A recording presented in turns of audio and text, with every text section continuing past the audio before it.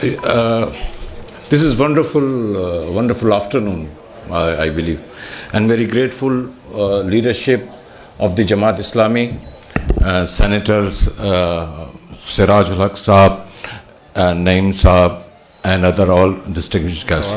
तो बस दो बातें कहने के वो करते हैं ताकि ये सेनेट में जाएं या जहां भी दुनिया में जाएं, ये दो बातें ज़रा पूछ के मुझे बताएं. तो ज़रा गौर तलब बात है. हज़रत दाऊद और उनका बेटा सुलेमान, जिसको ताकत मिली, हुकूमत मिली, वो लोहार थे.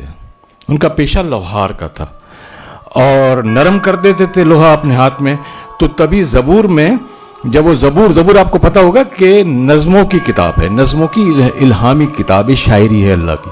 तो जब ज़बूर पढ़ते थे लोगों के दिल नरम होते थे. तो वो कौन था? लोहार. और उसकी उम्मत कौन है? यहूदी. अब दूसरे हमारे मतलब के मानने वाले, दूसरे हमारे जो बड़ी है उम्मत, ये बड़े गौर से सुनना है हम सब ने, वो कौन है? ईसाई. तो हजरत ईसा अपने लूका में जो उनकी मुकद्दस जो अनाजील है, 4 अनाजील, उसमें एक किताब में लिखते हैं, मैं चरावा हूं, चरवाहा, शेपर्ड, बकरियां चराने वाला.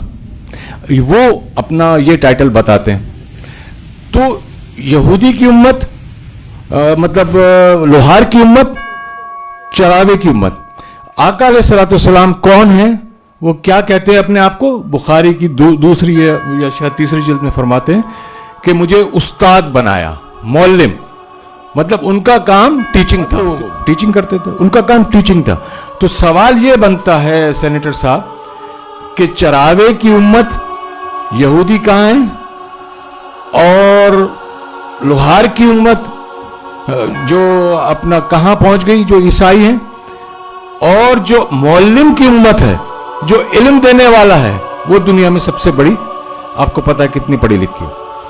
तो ये मौल्लिम के साथ ज्यादती क्यों हुई? और बस आखिरी दूसरा सवाल जो आप कहीं कर दीजिएगा, अगर जवाब मिल जाए. सादिक और अमीन, ये 2 नामों से काफर भी जानते थे, इज्जत करते थे. मुसलमान तो करते ही हैं अब आका अलैहिस्सलाम की. सिर्फ ये पूछना है कि सच्चे की उम्मत इतनी झूठी क्यों है और अमीन की उम्मत इतनी चोर क्यों है? Thank you very much.